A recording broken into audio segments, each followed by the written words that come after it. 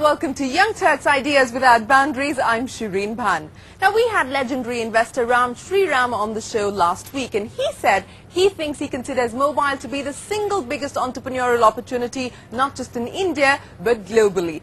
Add to that the fact that we're seeing some crazy 3G auctions taking place in India, with government revenues expected to exceed 60,000 crore rupees. So we decided to put the spotlight on telecom and dial in on three entrepreneurs who are cashing in on the mobile mania. Here's a look at what we have lined up.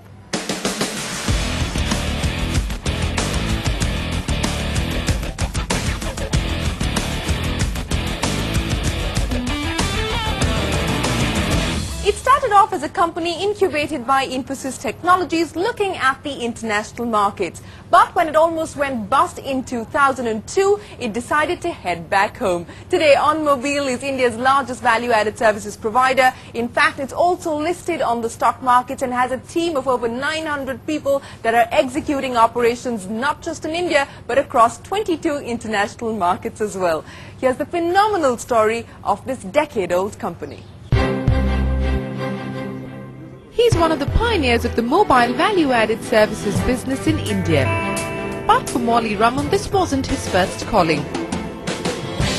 Along with partner Arvind Rao, Molly launched OnScan, a speech-based voice portal for mobile service companies in the US. But the dot-com bust led the duo to shift tracks, and they decided to cash in on the opportunity back home. Rechristened OnMobile, the duo shifted base to India and began their journey through virgin territory. Incubated at Infosys, OnMobile today has a presence in 22 countries, live on over 90 networks. Reaching out to over 687 million mobile subscribers globally, OnMobile services 10 billion calls every month. The first Indian telecom VAS company to go public in 2008, the venture today has grossed a turnover of 450 crores. From a company that was ready to shut shop to being India's largest mobile value-added services player, OnMobiles is a story of true enterprise. In 2001, when we launched, it was cricket, where the users could call in and get cricket scores. That's about it.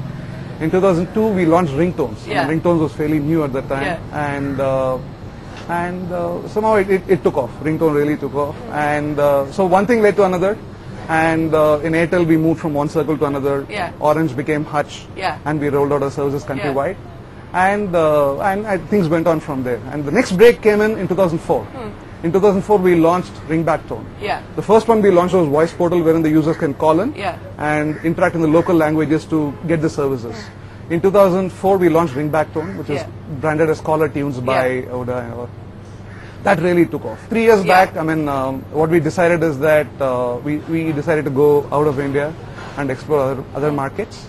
And thankfully, through our existing customers, we got break in other markets. So you've spoken about the highs as far as the last decade is concerned. You're the only value-added service player that's actually listed on the Indian bourses. So it's now a well-articulated, well-chronicled story. But what do we actually see from 2010? What's the next 5-year plan? What's the next 10-year plan as far as OnMobile is concerned? Today, we are reaching out about 20% of the users. But we truly believe that we can come up with more and more services which most of the people in India can use. That is one area.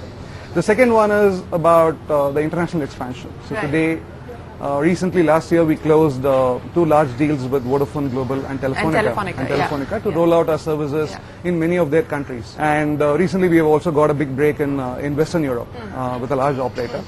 So with these, we are seeing a lot of opportunities open up in the international market, and we are in the very early stages of growth in the international market today. And we are also sort of started working in Africa. And again, we are live in only one country. So you've come a full circle. You shut down international operations and moved to India. Now you're looking at expanding your international operations. What will be the size of the revenues from your international operations, say, in the next 5 years for you? So today it's about 25% is coming from international operations. In 5 years or so, we expect that to be about 55 to 60% is what we expect that to be. 55. So India will continue to be one of the main markets for us. Where are you actually seeing prices headed? Because if you look at voice, prices have dropped to an all-time low. Now with possibly additional spectrum free on account of 2G spectrum, there is a question mark on whether prices are going to be headed northwards. For value-added services, where do you actually see pricing? As far as value-added services is concerned, this is both an opportunity and a challenge for us. It's a challenge because definitely the operators margins are going to be affected because of the reduction in prices. And hence there may possibly be squeeze on us as a result. If you look at the opportunity, since there is so much of reduction in prices in the core services, operators are looking more and more towards the value-added services to boost their revenues and profits. So that is how we are looking at. We are already seeing a lot more sort of action from the operators. I believe you are toying with the idea of actually a branded service. Is that a good idea for you, or is that a serious consideration? There are certain parameters for deciding this. One is that whatever we do will not in any way conflict with our core business. And the second thing is our readiness. We have more than full on our plate today. And we have enough challenges. Are you feeling ready to be able to launch your own brand, or you think you're happy with the current situation? We are happy, as of now, basically we are happy with the current situation. But I mean, every 6 months or so, basically we debate and we discuss about are we ready for taking on something new. You know, for other entrepreneurs who are looking at this space as an opportunity and trying to get started, what would your advice really be? I think this is a tremendous time for the entrepreneurs to come and address the challenges and the needs in the mobile space. If you look at one of the major challenges that they have today, I mean, operators have grown larger in India.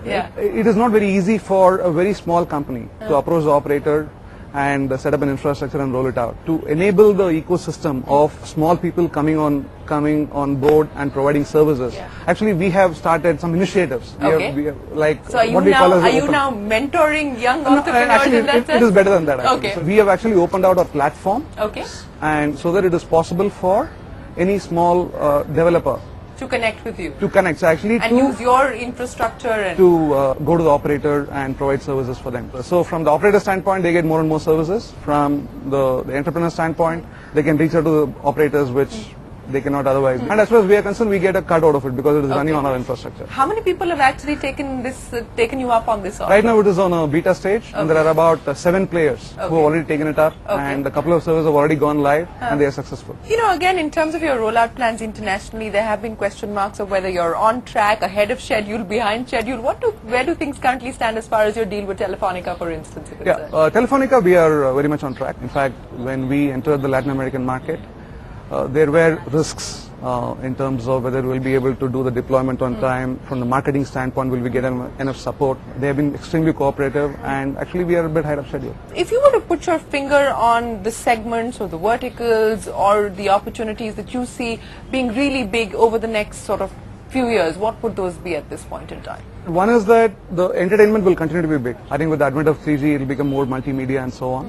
While the uptake of 3G is going to take some time to reach out to the masses. You think it's more hype than reality? I think it will take time. I mean, it will not be, nothing will happen in a short period of time. I think 3G will continue to serve the purpose of making the voice calls more efficient. There will be niches. I mean, if you can call 25 million in this, it is a niche. But it is, over next about couple of years or so, basically at least about 25 to 50 million users will be using 3G actively. So that is a sizable market. Fundamentally, there is a huge gap on bridging the information gap between the rural and the rest of the world, and we see a lot of opportunities there. So that way, I mean, you will see a plethora of utility applications coming onto the market. And the third one is going to be on the social networking side of it.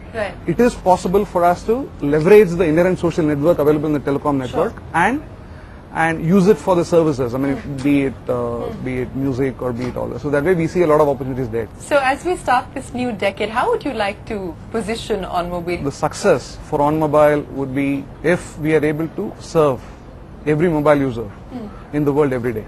So that is success for me. So that's the mission. So I mean, you can call that. But and we believe that if we execute properly, there is no reason why it is not possible for us to be a #1 value-added service player in the world. Molly, we wish you the very best of luck and we hope that OnMobile goes from being the #1 player in India to the #1 player in the world, and keep us posted on all the developments right here on Young Turks. It's my pleasure.